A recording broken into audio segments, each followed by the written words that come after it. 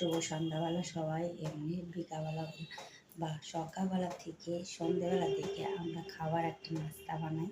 সেই নাস্তা হিসাবে কী আছে, ভালো দেশ স্বাধীন একদম বাঙালি ফুড যাকে বলে, বাঙালির কি চপ। এই দেখো চপটা হচ্ছে আলুর চপ, যেমন খেতে লোভনীয়, দেখেছ?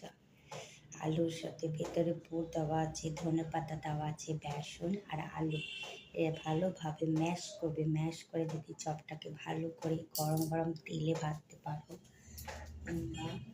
এটা হচ্ছে এটা একটা আলুর চপ, এর মধ্যে নারকেল দেওয়া আছে, আলু সেদ্ধ, সব রকম ইনগ্রিডিয়েন্টস দেওয়া আছে, এর মধ্যে মোচা দেওয়া আছে। সব কিছু দিয়ে একদম একটা ডুইট মিশ্রণ বানাও, ডো বানাও।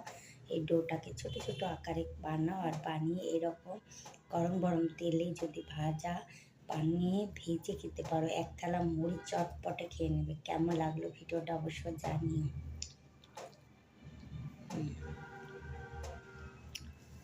খুব সুন্দর জিনিস, তোমাদেরও ভালো লাগবে।